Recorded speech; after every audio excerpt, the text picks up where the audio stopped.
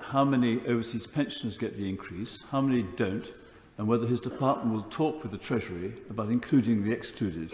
This time last year, the Canadian government asked the UK government to enter into talks to bring about pension parity for pensioners like Royal Navy veteran Alan Wren, who was forced to work until he was 78 years of age because his pension had been frozen in Canada. The government refused to enter into these discussions.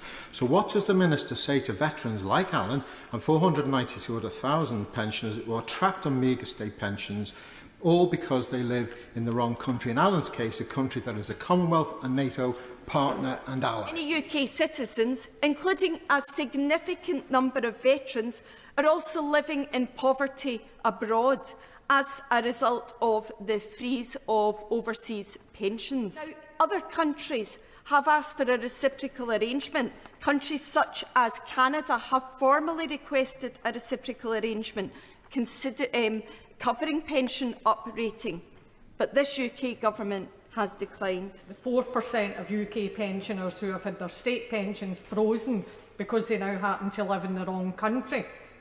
All pensioners who have paid their dues should be entitled to the full uprated state pension, and yet 500,000 British pensioners living around the world have been left behind year on year. So would the honourable member agree it's disgraceful to be leaving our pensioners in this situation without dignity, financial security and respect, and that the government needs to address this frozen pension issue? I thank the honourable lady for her intervention and would wholeheartedly endorse that. To the veterans living abroad that are affected by the injustice of frozen pensions.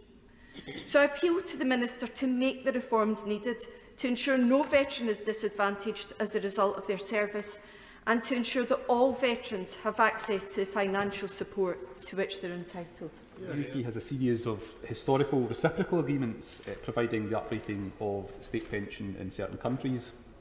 The Government most recently committed to uprating the state pension of UK pensioners in the EEC in the Brexit trade deal, and UK pensioners in other countries such as the USA, Philippines, Israel and Jamaica continue to receive their full payments. However, this arbitrary system means that pensioners in other countries, and even indeed in British overseas territories such as the Falkland Islands, have had their pensions frozen despite paying in the same dues.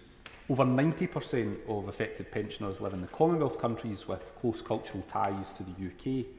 So the UK is the only country in the OECD to take this two-tier approach to state pensions. There's another cohort of pensioners who are living in poverty, and that's those that live abroad and they're hampered by the frozen pensions overseas. Many of these overseas pensioners are veterans, and it seems absurd to me that one of the Tory arguments for giving lifetime votes to expats living abroad was to always use the example of the brave veteran that fought for the UK or gave service in the armed forces, and so they deserve a vote for life. But yet they won't reward these veterans with a pension that allows them to live in dignity. We're changing legislation to allow overseas pensioners the right to donate to election campaigns. So they're quite happy to take their money, but they're certainly not happy to give them the money that they paid into it. People are forced to sell up their homes and move back to the UK. And there's then an irony that there's increased health costs.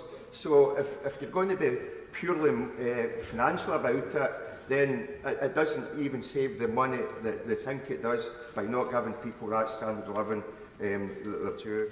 The Canadian government is offered to work with the UK government to get a reciprocal agreement to resolve that issue in Canada. So why isn't the government moving forward on that and working with the Canadian government?